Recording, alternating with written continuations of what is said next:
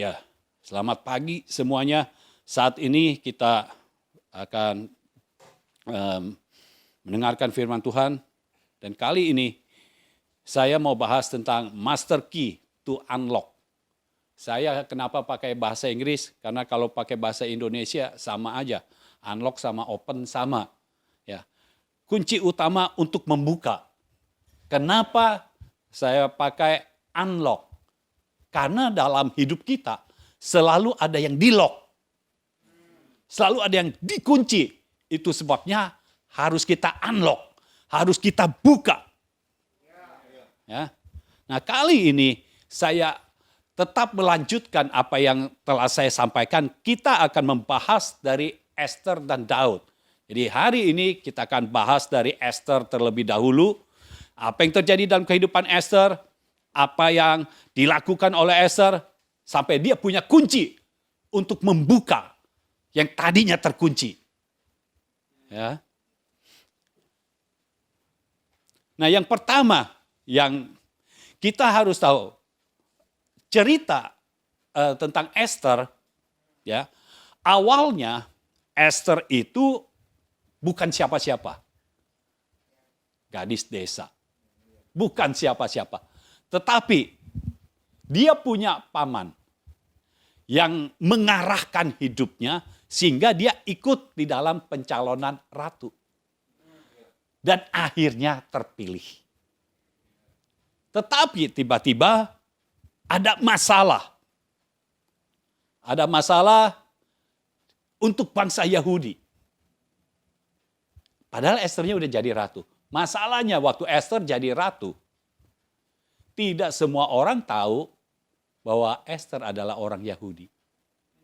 Karena pada saat itu kan semua orang dikumpulin. Ya, termasuk Esther.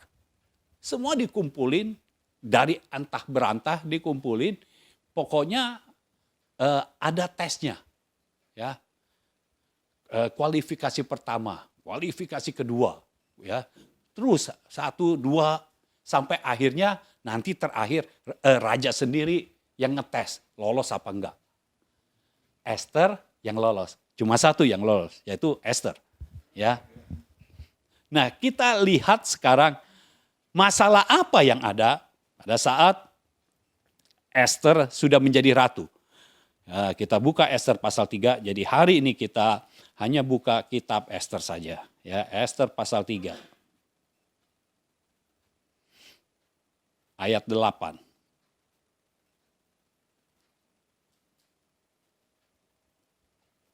Ayat 8 sampai ayat yang ke-15. Esther pasal 3 ayat 8 sampai ayat yang ke-15. Maka sembah Haman kepada Raja Ahasiweros. Ada suatu bangsa yang hidup tercerai-berai dan terasing di antara bangsa-bangsa di dalam seluruh daerah kerajaan tuanku. Dan hukum mereka berlainan dengan hukum segala bangsa. Dan hukum raja tidak dilakukan mereka. Sehingga tidak patut bagi raja membiarkan mereka leluasa. Jikalau baik pada pemandangan raja, hendaklah dikeluarkan surat titah untuk membinasakan mereka. Maka hamba akan menimbang perak 10.000 talenta dan menyerahkannya kepada tangan para pejabat yang bersangkutan. Supaya mereka memasukkannya ke dalam perbendaharaan raja. Maka raja mencabut cincin meterainya dari jarinya, lalu diserahkannya kepada Haman bin Hamedata, orang Agag, seteru orang Yahudi itu. Kemudian titah raja kepada Haman, perak itu terserah kepadamu. Juga bangsa itu untuk kau perlakukan seperti yang kau pandang baik.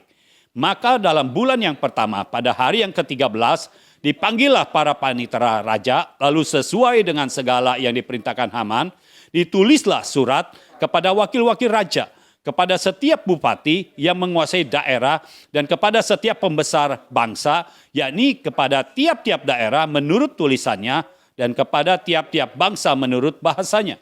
Surat itu ditulis atas nama Raja Ahasiweros dan dimeterai dengan cincin meterai raja. Surat-surat itu dikirimkan dengan perantaran pesuruh-pesuruh cepat ke segala daerah kerajaan supaya dipunahkan, dibunuh, dan dibinasakan semua orang Yahudi daripada yang muda sampai kepada yang tua, Bahkan anak-anak dan perempuan-perempuan pada satu hari juga pada tanggal 13 bulan yang ke-12 yakni bulan Adar.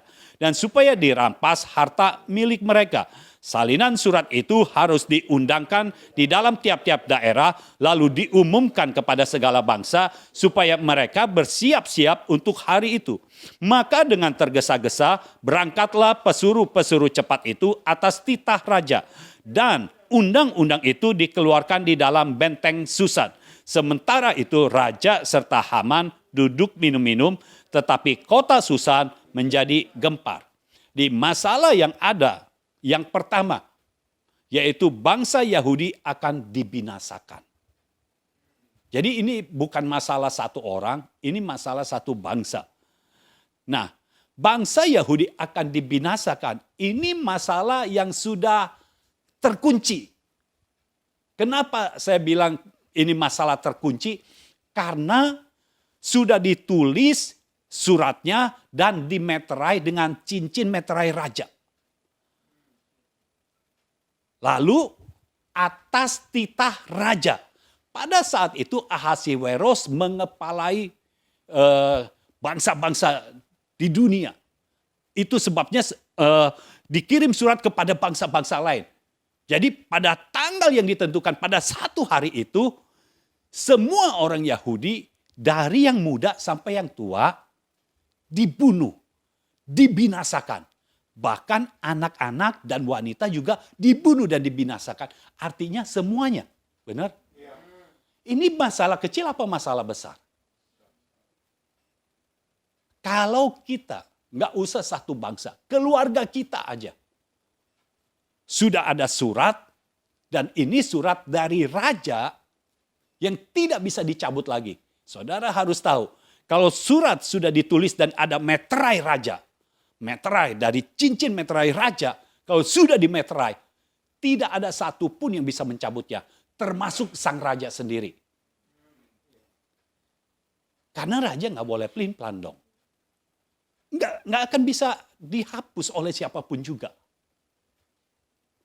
Jadi ini masalah yang sudah terkunci. Saudara dengar, mungkin di antara saudara ada yang memiliki masalah, merasa ini masalah sudah tidak ada jalan keluar. Sudah terkunci. Nggak bisa apa-apa lagi. Sama seperti Esther. Tapi kita akan lihat. Saya percaya apa yang terjadi dalam kehidupan Esther akan terjadi juga di dalam hidup saudara. Amin. Kalau saudara melakukan tepat, akurat, seperti yang dilakukan oleh Esther, maka akan terjadi di dalam hidupmu.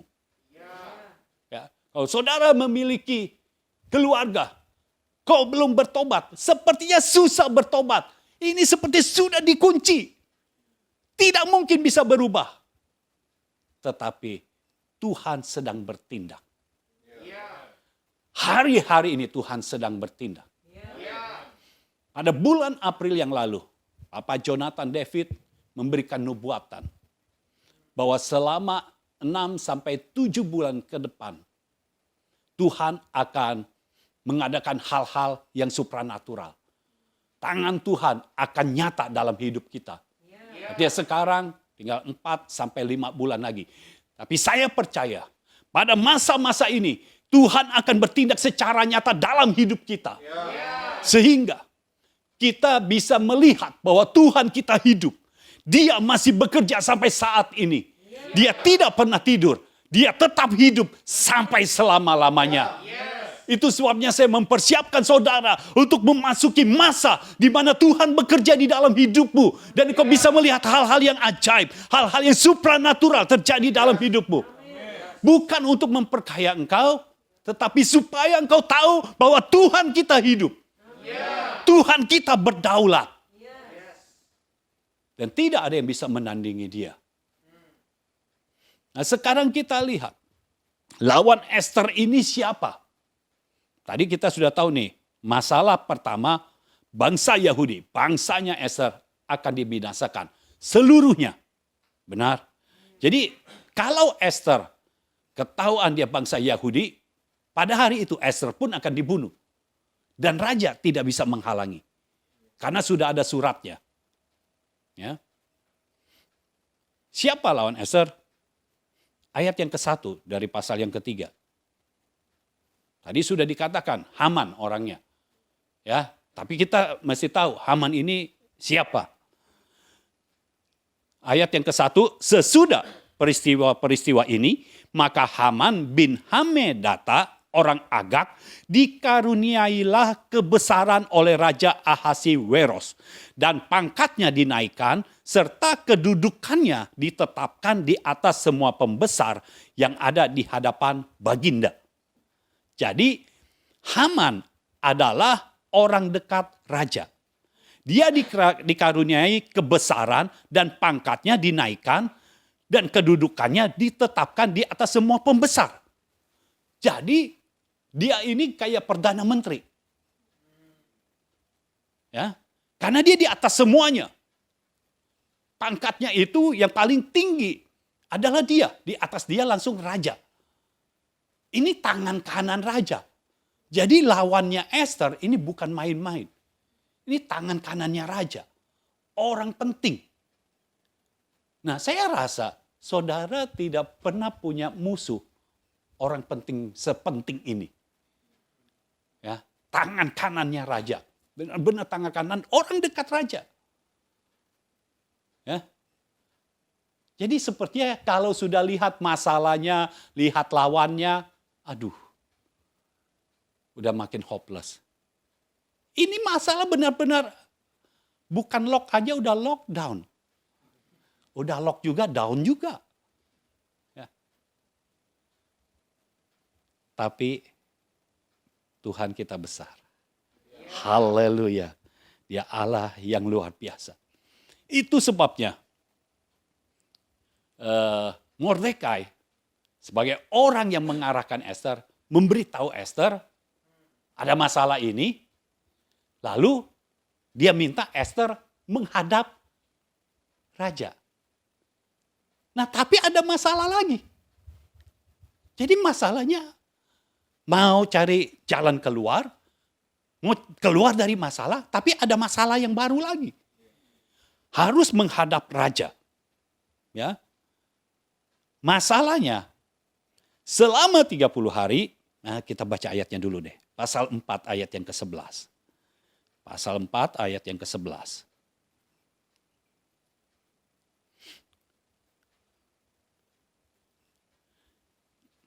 Semua pegawai raja serta penduduk daerah-daerah kerajaan mengetahui bahwa bagi setiap laki-laki atau perempuan yang menghadap raja di pelataran dalam dengan tiada dipanggil, hanya berlaku satu undang-undang, yakni hukuman mati. Hanya orang yang kepadanya raja mengulurkan tongkat emas yang akan tetap hidup. Dan aku selama 30 hari ini tidak dipanggil menghadap raja. Jadi masalah yang kedua, selain bangsa Yahudi akan dibinasakan, masalah yang kedua ketika Ester mau melakukan sesuatu, masalahnya selama 30 hari Ester belum pernah dipanggil oleh raja. Selama 30 hari. Artinya apa? Kalau ratu tidak dipanggil, Ratu Ester tidak dipanggil oleh Raja Ahasiweros selama 30 hari. Artinya hati sang raja tidak tertuju kepada Ester. Benar? Kalau hati raja tertuju kepada Ester, Ester pasti dipanggil dong. Masa kalau hati tertuju nggak kangen-kangen? Ini nggak kangen loh. Kalau kangen pasti dipanggil karena dia raja. Ya, dia kangen jam 12 malam juga ratu dipanggil mesti datang. Ratu Wasti pernah dipanggil nggak datang, dibuang. Itu sebabnya Ester muncul. Karena sebelumnya ada Ratu Wasti. Ya. Nah selama 30 hari belum pernah dipanggil lagi. Ini masalah. Tadi urusannya sama Haman, sekarang urusannya sama raja. Yang pangkatnya lebih tinggi lagi, tertinggi. Dan masalah yang ketiga, undang-undang yang berlaku pada saat itu adalah kalau raja tidak mengelurkan tongkat emas, Ester mati, dihukum mati. Ya. Ketika menghadap raja, raja harus mengulurkan tongkat emasnya. Atau Ester mati. Nah sekarang masalahnya nggak tunggu hari di mana bangsa Yahudi akan dibinasakan. Nggak usah tunggu hari itu. Pada saat menghadap pun Ester udah bisa mati.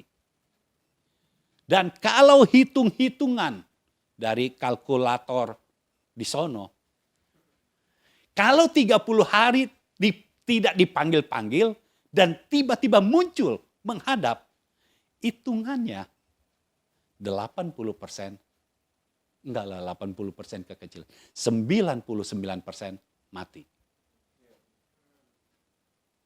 Loh, raja itu nyari ratu gampang. Ya, Ratu Wasti aja dibuang. Dia pilih lagi. Begitu dibilang, raja mencari ratu. Semua wanita pada daftar. Beda. Kalau kita yang nyari ratu, nggak ada yang daftar. Ya. Tapi kalau raja nyari ratu, semua mau jadi ratu. Semua pada daftar. Jadi itu bukan masalah besar bagi raja untuk mencari ratu yang baru. Maksudnya apa? Kalau raja tidak suka dengan Ester, dia akan sesuai undang-undang aja, mati. Buat dia nggak masalah. Dan Ester tahu itu. Ya. Tapi sekarang kita lihat apa yang dilakukan oleh Ester. Dengan masalah-masalah yang ada itu, Ester bukannya diam saja. Dengar saudara, kalau saudara ada masalah-masalah yang sepertinya sudah terkunci, sampai terkunci rapat, tidak ada jalan keluar, jangan diam. Diam membuat engkau tetap berada dalam keadaan terkunci. Ya. Pertama, Ester menerima message dari Mordekai. Ya, Ester menerima. Pasal 4 ayat 5 sampai ayat 9.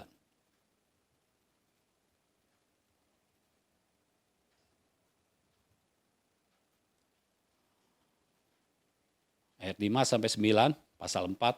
Maka Ester memanggil Hatta, salah seorang sida-sida raja yang ditetapkan baginda melayani dia. Lalu memberi perintah kepadanya menanyakan Mordekai untuk mengetahui apa artinya dan apa sebabnya hal itu. Lalu keluarlah Hatta mendapatkan Mordekai di lapangan kota yang di depan pintu gerbang istana raja.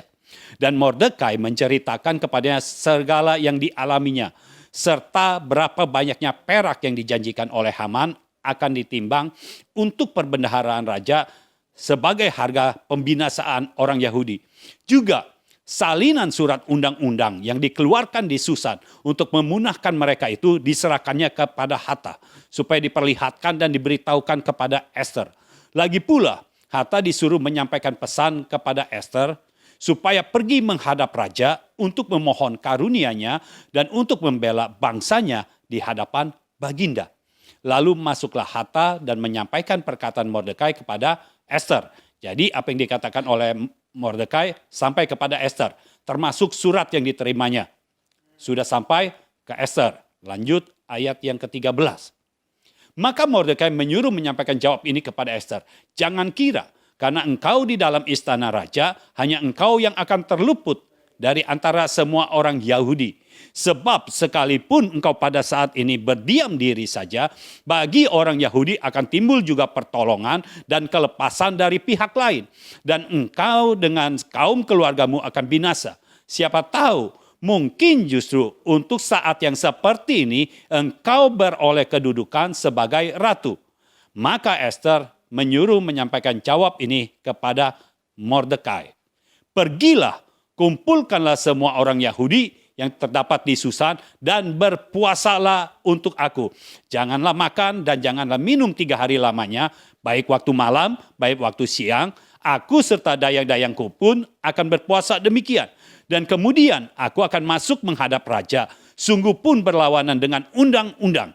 Kalau terpaksa aku mati, biarlah aku mati. Jadi Esther, pertama, lihat yang dilakukan atau apa yang terjadi dalam kehidupan Esther. Pertama, dia terima message dari Mordekai. Ada arahan dari Mordekai untuk menghadap raja. Apakah ini arahannya mudah? Arahannya tidak mudah. Arahannya susah. Karena dia tahu dia 30 hari belum dipanggil-panggil oleh raja dan dia tahu undang-undangnya kalau menghadap raja di pelataran dalam, ya, kalau dia menghadap raja dan raja tidak berkenan, satu aja undang-undangnya, yaitu mati. Ini bukan perkara ringan. Seringkali dalam kehidupan kita, kita harus melakukan sesuatu yang sesuai dengan tuntunan roh. Bukan perkara ringan, tetapi kita harus ikuti. Tidak bisa tidak, kita harus ikuti tuntunan roh. Kalau kita mau sesuatu yang besar terjadi dalam hidup kita harus ikuti tuntunan roh. Kita harus terima message-nya, kita harus bisa terima message-nya, kita terima pesannya, terima arahannya, terima perintahnya, lalu kita lakukan. Mungkin kelihatannya mustahil. Dan mungkin taruhannya nyawa. Tapi kalau kita sudah siap mati, taruhan nyawa itu bukan menjadi taruhan lagi. Karena kita sudah siap. Benar? Nangkap maksud saya ya. Kalau kita sudah siap mati untuk Tuhan, taruhannya nyawa, artinya itu bukan menjadi taruhan lagi. Kita mati pun, kita mati masuk surga. Mati bagi Tuhan. Hidup memberi faedah, memberi manfaat kepada orang-orang lain. Menyatakan Kristus di muka bumi ini. Jadi mati kita untung, kita masuk ke sorga. Tapi kita hidup, kita memberi faedah bagi orang lain, kita memberi keuntungan bagi orang lain, dan kita menyatakan Kristus di tengah-tengah dunia ini. Jadi apapun yang Roh Kudus mau dari hidup kita terima perintahnya, kita terima arahannya, dan kita lakukan. Ya, yang pertama Esther menerima message dari Mordekai, lalu yang kedua dia melakukan sesuai dengan message yang dia terima itu. Ya, pasal 5 ayat yang ke-1.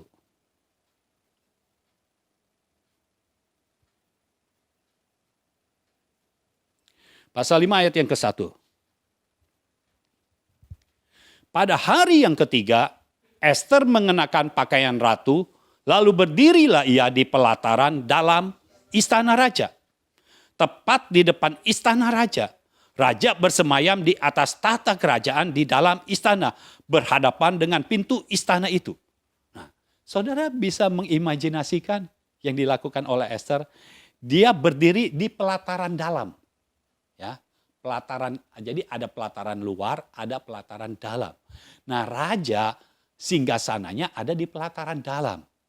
Pelataran luar itu bukannya raja. Jadi raja terlindungi.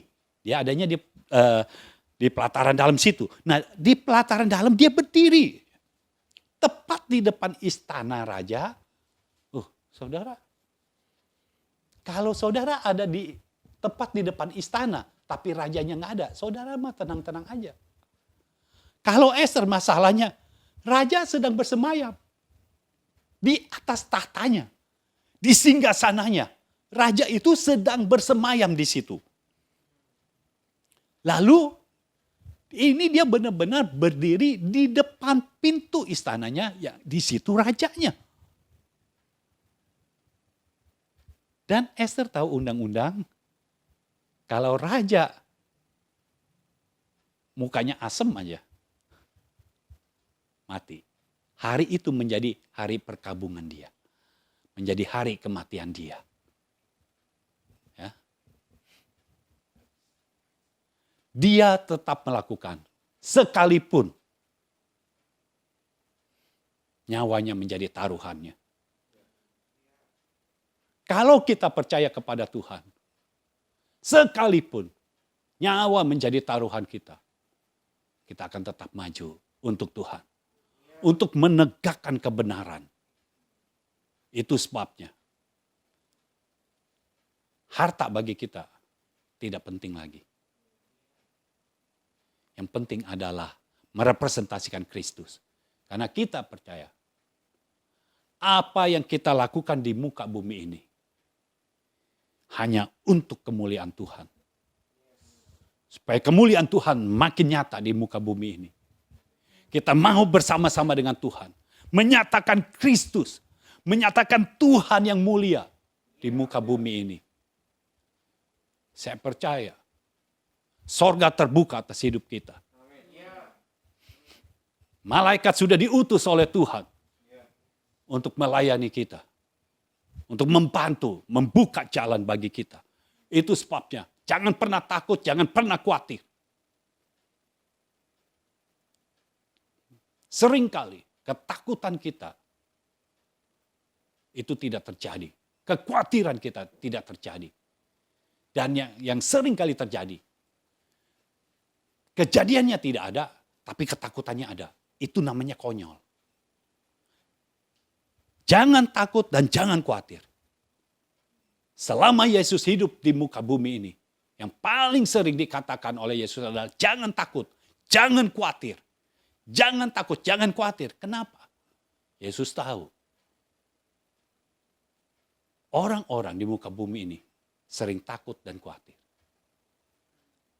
Tapi saudara perhatikan, setelah peristiwa Roh Kudus dicurahkan di loteng Yerusalem, murid-muridnya tidak pernah dikatakan lagi jangan takut, jangan khawatir. Kenapa? Pada saat Roh Kudus memenuhi hidup para muridnya, ketakutan tersingkir. Kekhawatiran tersingkir. Kalau Roh Kudus sudah dicurahkan atas hidupmu, seharusnya ketakutan dan kekhawatiran tersingkir dari hidupmu. Hanya orang yang tidak menerima baptisan Roh Kudus, tidak menerima pencurahan Roh Kudus, yang bisa khawatir dan takut. Tapi saudara yang sudah terima, seharusnya tidak ada ketakutan dan kekhawatiran. Dia Allah kita yang luar biasa. Dia sanggup melakukan segala sesuatu. Haleluya. Kembali kepada Esther. Apa yang dilakukan oleh Esther? Pertama dia terima message dari Mordekai. Terima arahannya. Dia tidak menolak arahannya. Ya. Saudara yang kalau ada apa-apa saya berikan arahan. Jangan bergumul dengan saya. Saya kasih arahan A. Kalau yang B gimana? Yang A gini deh, A2 deh. Mirip-mirip tapi beda dikit. Jangan begitu. Ya. Esther menerima, dia tidak menolak. Walaupun dia tahu arahan yang diberikan oleh Mordekai ini taruhannya nyawa. Saya belum pernah berikan arahan kepada saudara yang taruhannya nyawa. Belum pernah kan? Itu sebabnya terima, jangan nolak. Jangan menolak. Esther menerima. Lalu, nggak sampai di situ aja. Dia melakukan seperti arahan itu. Disuruh menghadap raja, dia benar-benar menghadap raja. Lalu yang ketiga, dia bergantung kepada Tuhan. Karena saudara perlu bergantung kepada Tuhan. Tadi ayat-ayat yang kita baca, Esther minta puasa 3 hari 3 malam. Ya. Jadi minta seluruh bangsa Yahudi puasa. Artinya ini kebergantungannya kepada Tuhan. Nah saudara, kalau terima arahan dari saya, saudara harus bergantung kepada Tuhan juga. Karena pada saat saudara menjalaninya, saudara perlu arahan dari Roh Kudus. Saudara nggak bisa tanya saya lagi kan. Tapi saudara punya Roh Kudus. Di dalammu ada Roh Kudus yang bisa menuntut engkau. Esther menghadap raja. Tapi soal Esther nanti ngomong apa, raja ngomong apa, Esther jawab apa, itu kan Esther sendiri yang mesti buat kalimatnya. Kan nggak bisa Mordekai bikinin. Kan Mordekai bukan penulis skrip. Bukan. Dan raja dengan Esther bukannya sedang main sandiwara. Bukannya sedang main drama. Ini kisah nyata. Ini kenyataan. Ini hidup kenyataan. Benar-benar kehidupan Esther. Nggak bisa ditulis dulu. Ikuti tuntunan Roh Kudus. Bergantung kepada Tuhan. Pada saat engkau bergantung kepada Tuhan, engkau tahu apa yang harus engkau lakukan. Amin. Haleluya. Nah, sekarang kita lihat hasilnya. Puji Tuhan. Akhirnya ada hasilnya juga. Saya percaya di bawah surga yang terbuka, di bawah langit yang terbuka, pasti akan ada hasilnya. Jerih payah kita tidak pernah sia-sia karena Tuhan melihatnya. Haleluya. Ayat yang kedua dari pasal 5 tadi. Ayat yang kedua.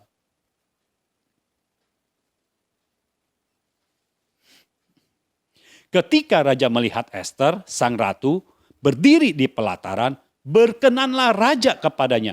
Sehingga raja mengelurkan tongkat emas yang di tangannya ke arah Esther. Lalu mendekatlah Esther dan menyentuh ujung tongkat itu. Jadi saudara, ini raja berkenan. Sesuatu yang tidak diduga-duga. Saya tahu Esther pada saat berdiri deg-degan. Itu jantungnya larinya cepat sekali. Ya. Pasti kenceng sekali. Nggak tahu bagaimana. Ini masalahnya hidup mati. Tapi tiba-tiba raja mengelurkan tongkat emasnya. Untung raja masih pegang tongkat emasnya. Kalau dia lupa, saudara tahu, Esther berhadapan dengan raja.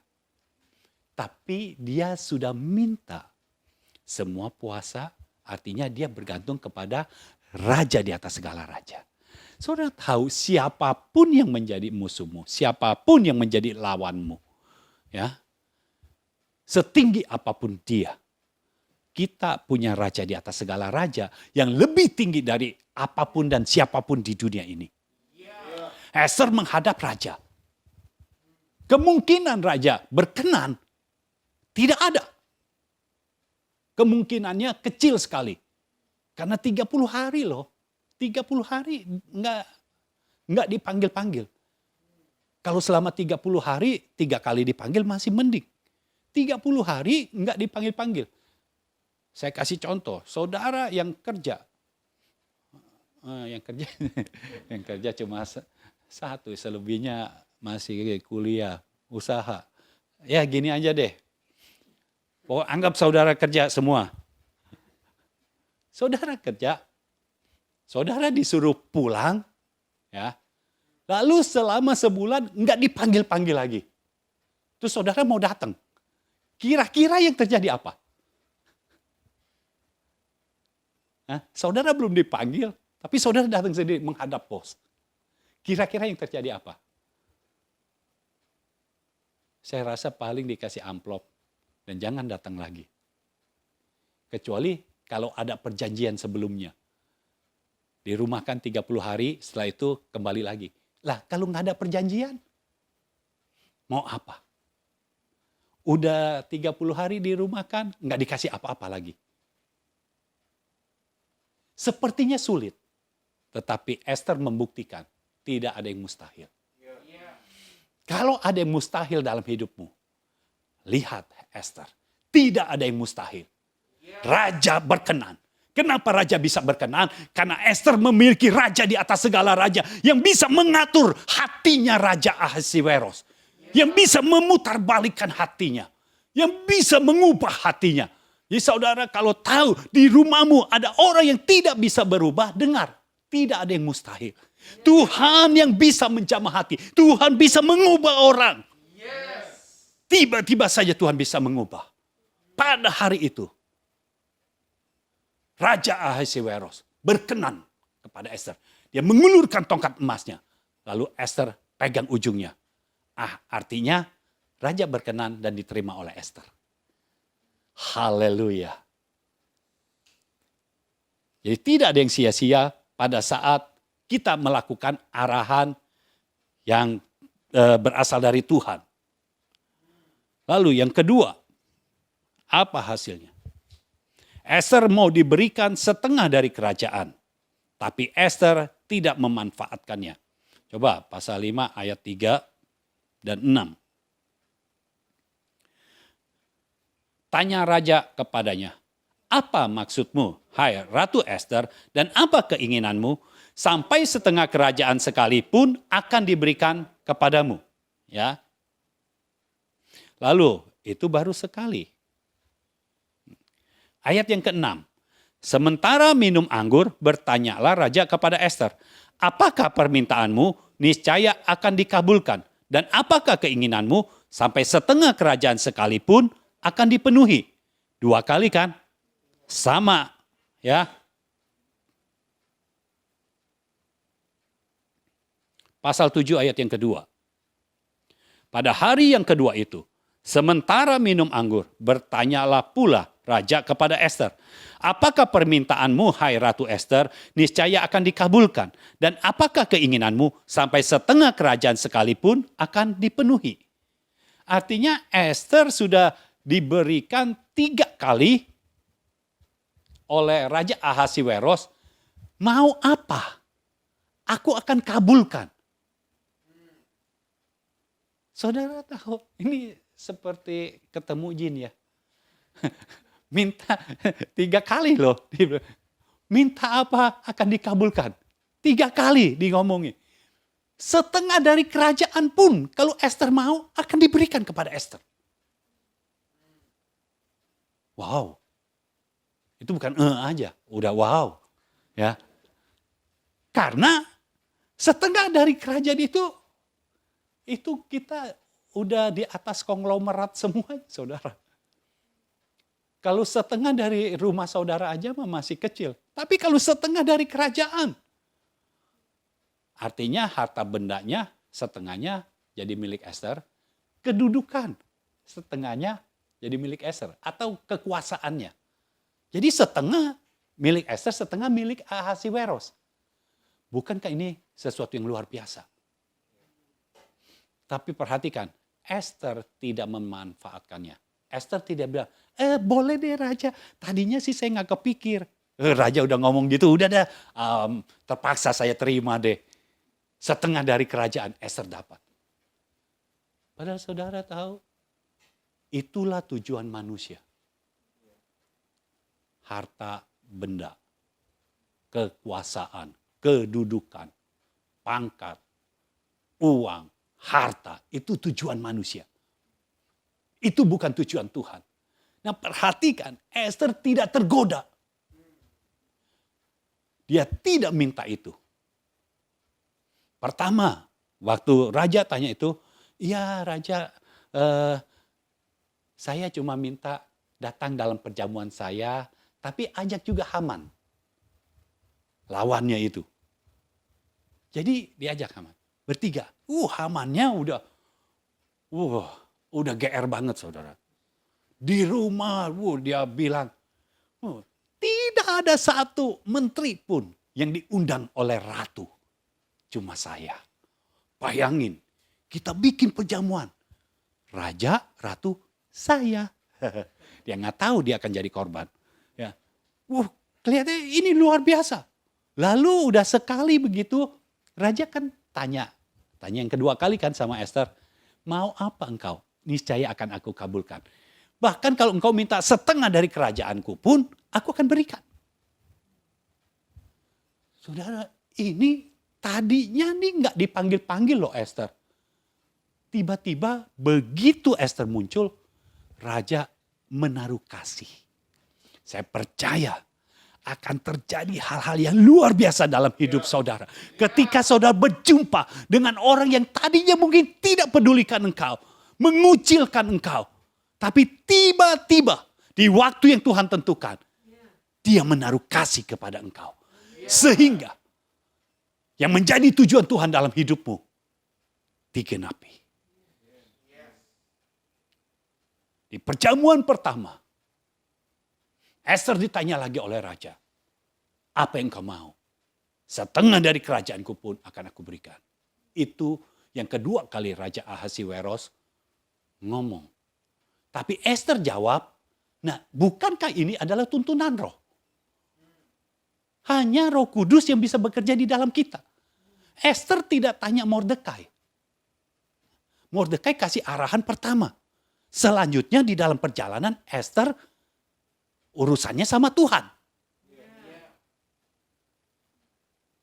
Dia minta lagi, kalau boleh saya adakan perjamuan lagi. Raja datang dan Haman juga ikut. Bikin perjamuan lagi yang kedua. Haman GR-nya udah makin GR. Ya. Ikut lagi. Bayangin. Ratu ngajak perjamuan. Ngajak aku doang. Yang lainnya raja. Cuma aku doang. 2 kali loh, bukan sekali. Bisa bayangin 2 kali. Nah ini yang kedua kali. Dan di perjamuan yang kedua ini ditanya lagi oleh Raja Ahasiweros. Ratu Esther, kamu mau apa? Niscaya akan aku kabulkan. Setengah dari kerajaanku pun kalau engkau minta akan kuberikan. Dia Allah yang luar biasa. Haman yang datang dengan berbunga-bunga. Dia nggak tahu bunganya sedang layu. Ya, lihat ayat yang ketiga sampai ayat yang ke-10. Pasal 7 ayat yang ketiga sampai ayat yang ke-10. Maka jawab Esther sang ratu, ya raja. Ini setelah 3 kali ditanya. Oke saudara tahu ya, ini setelah 3 kali ditanya. Dan jawabannya bukan, ya raja boleh juga nih. Enggak gitu. Ya. Maka jawab Esther sang ratu, ya raja, jikalau hamba mendapat kasih raja, dan jikalau baik pada pemandangan raja, karuniakanlah kiranya kepada hamba, nyawa hamba atas permintaan hamba, dan bangsa hamba atas keinginan hamba. Karena kami, hamba serta bangsa hamba, telah terjual untuk dipunahkan, dibunuh, dan dibinasakan. Jikalau seandainya kami hanya dijual sebagai budak laki-laki dan perempuan, niscaya hamba akan berdiam diri. Tetapi malapetaka ini tiada taranya di antara bencana yang menimpa raja. Jadi Esther memberitahu kepada raja apa yang dia mau. Dan inilah tujuan Tuhan. Esther tidak mengambil sedikit pun tujuan manusia. Walaupun itu sudah di depan mata. Loh, kalau raja yang ngomong, setengah kerajaan akan kuberikan. Esther bilang, ya raja, aku mau menerimanya. Itu pasti diberikan saudara. Karena raja yang ngomong. Ya kalau tukang tipu yang ngomong ya susah. Udah ngomong begitu, habis itu nggak jadi dah, bohong. Kalau raja nggak begitu, ngomongannya itu udah jadi undang-undang. Apalagi raja ngomongnya yang kedua kali dan ketiga kali di depan Haman. Ada orang lain. Artinya itu pasti diberikan. Tapi Esther tidak melihat tujuan manusia, tidak melihat apa yang manusia mau. Tapi tetap apa yang Tuhan mau. Dia tetap kepada tujuan semula. Supaya bangsanya tidak dibinasakan. Itu yang dia minta. Lalu ayat yang kelima. Maka bertanyalah Raja Ahasiweros kepada Esther sang ratu. Siapakah orang itu? Dan di manakah dia yang hatinya mengandung niat akan berbuat demikian? Jadi raja marah saudara. Dia timbul kasih kepada Esther. Jadi dia marah. Ada orang yang mau membinasakan Esther dan sebangsanya. Satu bangsa akan dipunahkan. Masalahnya satu bangsa itu di dalamnya ada Esther juga kan. Nah raja pada saat itu sedang itu kasihnya kepada Esther itu begitu tinggi gitu. Begitu dalam. Sehingga itu menimbulkan kemarahan. Siapa orangnya yang mengandung niat mau berbuat jahat seperti itu. Mau membinasakan bangsamu. Ya. Lalu jawab Ester, penganiaya dan musuh itu ialah Haman, orang jahat ini. Maka Haman pun sangatlah ketakutan di hadapan raja dan ratu. Oh, saya percaya ini kalau dibuat sinetron, Haman pas lagi takut itu ada petir. Pasti dia takut sekali. Yang tadinya dia begitu berbunga-bunga, tiba-tiba saja. Oh, untung dia nggak punya sakit jantung. Asalnya dia langsung mati. Kalau orang sedang senang-senangnya, tiba-tiba itu berbalik, wah saudara, itu bisa langsung mati. Haman sangat ketakutan. Kenapa dia sangat ketakutan? Kita lanjut dulu ya baca. Saya mau baca ini semua karena saya nggak yakin saudara baca kitab Ester. Ya. Lalu bangkitlah raja dengan panas hatinya daripada minum anggur dan keluar ke taman istana. Akan tetapi Haman masih tinggal untuk memohon nyawanya kepada Ester sang ratu. Karena ia melihat bahwa telah putus niat raja untuk mendatangkan celaka kepadanya. Jadi Haman udah lihat raja marah besar dan dia pasti celaka. Ini pasti, ini raja kalau udah kan gini, Haman itu orang dekat raja. Ya, dia tahu raja kalau marahnya kayak begini artinya nih akan ada yang celaka dan dia tahu yang celaka adalah dia. Jadi dia tahu pasti. Nah, ini kayaknya niat raja nih benar-benar udah kuat gitu untuk mencelakakan dirinya. Jadi dia dia ngomong sama Ratu Ester karena raja keluar kan. Orang kalau lagi panas keluar dulu saudara. Dia keluar dulu, Ratu Ester masih di situ, Haman masih di situ. Nah, Haman memohon kepada Ratu Ester supaya raja tidak membunuh dia, tidak menghukum mati dia. Ya. Ayat yang ke-8. Ketika raja kembali dari taman istana ke dalam ruangan minum anggur, maka Haman berlutut pada katil tempat Ester berbaring. Maka titah raja, masih jugakah ia hendak menggagahi sang ratu di dalam istanaku sendiri? Tatkala titah raja itu keluar dari mulutnya, maka diselubungi oranglah muka Haman. Jadi saudara, yang dilakukan Haman adalah memohon belas kasihan Ester supaya Raja Ahasiweros tidak membunuh dia. Tetapi saudara, kalau Tuhan sudah bekerja, musuhmu akan benar-benar celakanya enggak 13 lagi. 13 kali 2, kali 3, kali 4. Dia memohon belas kasihan dari Ester. Jadi dia berlutut di depan Ester dan Esternya lagi duduk. Raja ngelihat, wah benar-benar. Raja ngelihat, kurang ajar, semua kurang ajar sama ratu. Dekat-dekat ratu. Hah? Udah punya niat jahat, sekarang mau macem-macem lagi. Saudara tahu, kalau orang lagi marah, ngelihat orang yang dia kesal, nggak mungkin punya pikiran positif. Pikirannya udah jelek aja. Raja melihat Haman seperti itu, ini kurang ajar Haman. Berani-berani deketin ratu aku. Nggak tahu lagi sayang-sayangnya nih. Dia deketin. Kan dia berlutut. Mungkin disangka lagi merayu. Padahal dia lagi memohon belas kasihan. Namanya raja mah mikir suka-suka. Ya. Dia lihat ini kurang ajar Haman. Pokoknya ini kurang ajar. Raja udah gak ingat lagi. Ini orang yang diberikan pangkat, kebesaran yang lebih mulia dan lebih tinggi dari yang lainnya. Ini orang dekatnya. Oh, raja udah gak ingat lagi. Terus lanjut dulu ya, nanti baru poinnya saya kasih. Soalnya lagi seru. Ayat yang ke-9. Sembah Harbona, salah seorang sida-sida yang di hadapan raja. Ini bisa dimunculkan aja orang ini. Ada Harbona lah, ya. Muncul gitu dia. Dia sembah ke raja dan berkata begini.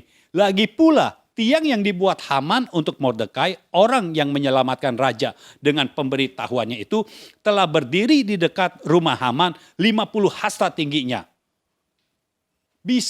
Bisa-bisaan ada orang, sida-sida, Harbona ada di situ, dia ngomong. Dia ngomong, lagi pula tiang yang dibuat Haman untuk Mordekai, udah dibikin tuh. Mordekai kan yang menyelamatkan. Waktu ada orang mau menggulingkan raja, dia yang kasih tahu ada pemberontak. Jadi pemberontak itu bisa ditangkap. Raja jadi aman. Nah, Mordekai orang yang berjasa. Sekarang sida-sida ini ngomong, Haman udah bikin tiang untuk gantung Mordekai. Orang lagi panas, digituin, ada jalan keluarnya jadi saudara. Makanya raja langsung berkata, lalu titah raja, sulakan dia pada tiang itu. Jadi gantung Haman pada tiang itu. Tiang yang dibuat oleh Haman untuk menggantung Mordekai. Justru tiang itu dipakai untuk menggantung dia sendiri. Ayat yang ke-10, kemudian Haman disulakan pada tiang yang didirikannya untuk Mordekai. Maka surutlah panas hati raja. Ingat, kalau raja sudah ngomong, artinya harus dilakukan. Raja cuma bertitah, sulakan dia pada tiang itu. Haman langsung disulakan, digantung di tiang itu. Ya saudara ngerti, waktu raja bilang, setengah dari kerajaanku akan kuberikan kepadamu Ratu Ester. Kalau Ratu Ester bilang, ya raja, aku mau itu. Akan diberikan enggak? Saya nanya ini. Akan diberikan enggak? Pasti diberikan. Karena dia raja. Ya. Jadi, dari yang tadi kita baca, hasilnya yang pertama, Ester diperkenan oleh raja. Yang kedua, Ester mau diberikan setengah dari kerajaan, tetapi Ester tidak memanfaatkannya. Karena itu bukan tujuan Tuhan. Ya. Yang ketiga, musuhnya dibinasakan. Haman yang mungkin tidak terjamah oleh siapapun juga. Tapi di tangan Ester, dia dibinasakan. Ya, dibinasakan Haman. Orang yang selalu mau orang-orang percaya, orang-orang benar itu dibinasakan. Lalu pasal yang 8. Pasal yang 8. Kalau saudara baca pasal 8, pada hari itu juga Raja Ahasiweros mengaruniakan harta milik Haman seteru orang Yahudi kepada Ester sang ratu. Dan Mordekai masuk menghadap raja karena Ester telah memberitahukan apa pertalian Mordekai dengan dia. Pada akhirnya saudara, harta dan kedudukan tetap diperoleh Ester. Harta dan kedudukan tetap diperoleh Ester. Bahkan bukan hanya Ester, Mordekai juga. Ya. Nah, yang kelima, akhirnya saya ceritakan saja karena waktunya tidak cukup. Akhirnya Ester dibuat surat lagi. Jadi pada hari yang ditentukan itu, semua bangsa Yahudi boleh melawan. Karena surat yang pertama yang Haman buat dengan cincin meterai raja, itu sudah dibuat nggak bisa dihapus, nggak bisa dibatalkan. Tetapi akhirnya Mordekai dan Ester tulis surat lagi dan pakai cincin meterai raja lagi. Untuk pada hari itu semua orang Yahudi boleh membalas. Jadi kalau ada yang mau bunuh bangsa Yahudi itu boleh membalas. Tapi masalahnya semua bangsa di situ udah tahu Ester adalah ratu dari Ahasiweros. Ya, itu sebabnya Ester bisa membuka, bisa unlock masalah yang sudah lock. Ester bisa membuka masalah yang sudah tertutup. Ya, itu yang kelima. Lalu yang keenam, keinginan Ester terpenuhi. Ya, tujuan Tuhan terpenuhi. Haleluya. Saya percaya selalu ada tujuan Tuhan dimanapun kita berada untuk membuka, unlock masalah di tempat kita berada yang sudah tertutup. Yang sudah kelok. Kita yang akan unlock. Kita yang akan buka. Temukan tujuan Tuhan. Yang pertama, minta arahan atau tuntunan Roh Kudus. Kalau saudara masih susah, minta arahan atau tuntunan dari Bapa Rohani. Saya percaya ini waktunya Tuhan bekerja di tengah-tengah kita. Dan saya percaya Tuhan sedang bekerja di antara kita. Mari bangkit berdiri, angkat tanganmu saat ini. Saya mau berdoa untuk saudara sekalian. Di dalam nama Yesus, di bawah surga yang terbuka saat ini, saya percaya, kami percaya Tuhan bekerja untuk hal-hal yang ilahi dan supranatural terjadi dalam hidup kami. Saat ini kami berdoa, Tuhan campur tangan dalam setiap masalah hidup kami. Sehingga yang tadinya terlock menjadi unlock. Yang tadinya tertutup, terkunci, menjadi terbuka di dalam nama Yesus. Pakai semua orang-orang yang mendengar dan menerima firman Tuhan ini, yang melihat tayangan ini dan menerimanya. Tuhan pakai menjadi orang-orang yang bisa menjadi jalan keluar, menjadi solusi bagi setiap permasalahan yang ada di tempatnya masing-masing. Di dalam nama Yesus, terjadilah atas hidupmu. Ya, tangan Tuhan sendiri yang bekerja. Dan saya percaya Tuhan akan mengerjakan di dalam hidupmu. Dia akan campur tangan di dalam hidupmu. Terimalah itu di dalam nama Yesus. Amin. Amin.